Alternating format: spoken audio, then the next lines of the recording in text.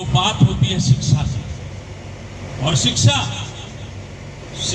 परिवार, समाज, राष्ट्र का गौरव होती है। जिस समाज का जितना शिक्षा का प्रतिशत होता है, उस समाज का इतना ही बहुमत और बल होता है। शिक्षा ही हमारे श्रम का वर्गीकरण करती है। हार्ड वर्क बल के द्वारा किया गया कार्य, जैसे बेलदारी, पल्लेदारी, लोडिंग, अनलोडिंग, इसमें आय और आयु दोनों कम होते हैं। स्मार्ट वर्क, जिसमें आदमी ताउम्र नीट एंड क्लीन रहते हुए जेब में हाथ डालकर ताउम्र कमा सकता है, जैसे MBBS, IAS, PCS, IFS, B.Ed, B.Tech, LLB। संसार में 3 मूलभूत आवश्यकताओं को बल दिया गया है: रोटी, कपड़ा, मकान।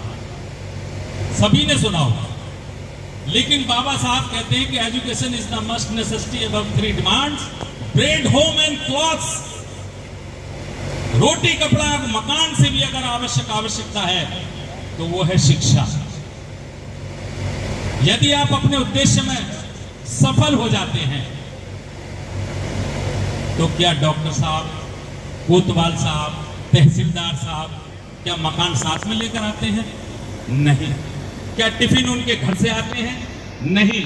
ये सब आपको आसानी से मिलते हैं।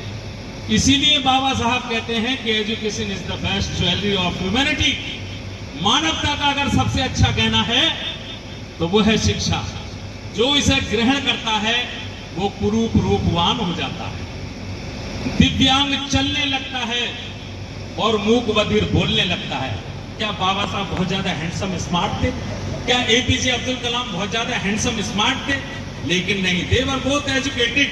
वो विद्वान थे और दोनों ही भारत रत्न चुने गए। सबसे पहले अमेरिका ने बाबा साहब को व्हाइट हाउस में मिस्टर वाशिंगटन की उपाधि से सम्मानित किया। ऑस्ट्रेलिया ने सिडनी विश्वविद्यालय में बाबा साहब की प्रतिमा को स्थापित किया, क्योंकि इससे अच्छा उदाहरण शिक्षा के प्रचार प्रसार का हो ही नहीं सकता। APJ अब्दुल कलाम हमारे भारत के राष्ट्रपति निर्वाचित हुए। तो भाइयों, शिक्षा वह कुंजी है जो कुबेर का ताला खोलती है, अब मैं आपको एक घटना के करीब लेकर जाता हूं। आप शायद भूल चुके होंगे। 22/3/2022 को एक समाचार पत्र हिंदुस्तान ने उस खबर को बड़ी प्रमुखता से छापा कि करोड़ों देवी देवता निवास करते हों, वहां भगवान बुद्ध की प्रतिमा की क्या आवश्यकता है। लेकिन ये शायद आप नहीं जानते, दुनिया जानती है कि भारत की जड़ें बौद्ध धर्मी हैं। यहीं से बौद्ध धर्म Nepal, Bhutan, Myanmar, Sri Lanka, China, Tibet, Taiwan, Australia, Afghanistan सब जगह फैला। और आपके प्रधानमंत्री जी भी जब विदेशों में जाते हैं तो कहते हैं, भाई और बहनों, मैं बुद्ध की धरा से आया हूं। क्यों नहीं कहते मैं अयोध्या से आया हूं? क्यों नहीं कहते मैं बनारस से आया हूं? मैं बुद्ध की धरा से आया हूं, क्योंकि सारी दुनिया जानती है कि ये देश ही बौद्धों का है। और कहते हैं कि दुनिया ने युद्ध दिया, भारत ने बुद्ध दिया। ये सत्य है, लेकिन वो यहां कबूल नहीं करते, वहां कबूल करते। इसीलिए भाइयों, आपको जागना है, आपको पढ़ना है, पढ़ाना है, पढ़ते रहना है। और ये सब आप सब जानते हैं, लेकिन आप अनभिज्ञ हैं। ये भारत की जो राष्ट्रीय पताका है, इस पर जो चक्र है वो बौद्ध धर्म का एक प्रतीक है। आपकी राष्ट्र मुद्रा पर अगर अशोक स्तंभ अंकित है तो वो बौद्ध धर्म की, यानी कि आपकी राष्ट्र मुद्रा आपकी है, आपका राष्ट्र ध्वज आपका है। IG, DIG, कोतवाल, लेना देना, अगर सबके शीश पर अगर वो चिन्ह लगा हुआ है अशोक का, तो वो चिन्ह आपका है। आप सोए हुए हैं, आपको गफलत में डाल रखा है। तो आप जानिए, आप यहाँ के मूल निवासी हैं, आप अपने अधिकारों को जानिए। और ये सारे कूटनीतिक चीजें हैं। मैं छोटी छोटी सी बातों के माध्यम से आपको अवगत कराऊंगा। दूसरा, मैं छोटा सा बिंदु एक धर्म का लेना चाहता हूं कि जिस धर्म में आप विश्वास करते हैं, हम कर रहे हैं, वो धर्म नहीं, एक षड्यंत्र है।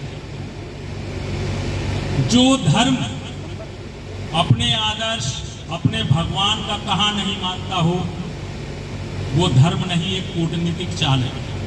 राम ने भिल्ली के भेड़ कहे, छुआछूत मिट जानी चाहिए।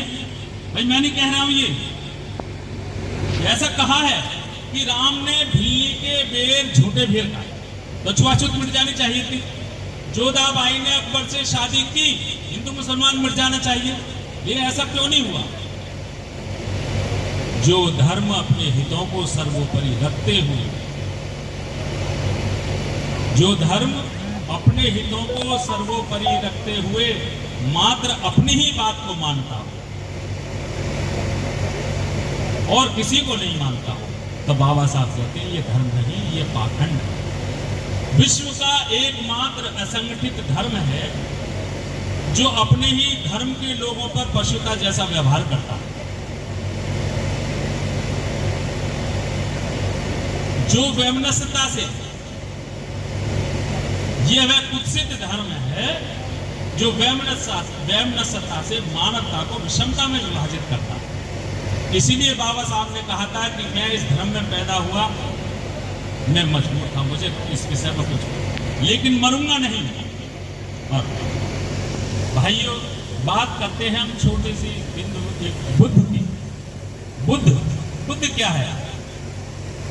बुद्ध को हम भगवान के रूप में ना लें, लाठी लेकर खड़े हो जाते हैं, चलो जाइए। अब कहते हैं मत तो डालो, डाल जाओ, लेकिन वो पहले कहते हैं 70 सीटें हमारी। 70 सीटें वो किस प्रकार से कह देते हैं? क्योंकि हमारे यहाँ 1 महीने के एक चरण होता है। पहला चरण यहाँ हो गया, हमारा दूसरी चरण में ध्यान लग गया, ईवीएम जिंदाबाद इधर से होता है। ये सारा खेल चल रहा है। तो ईवीएम जब तक रहेंगी तब तक ये ऐसा ही खेल चलता रहेगा। और कानून की बहुत सारी धाराएं इन्होंने समाप्त कर दी हैं। इसी प्रकार से धीरे धीरे ये, क्योंकि बहुमत में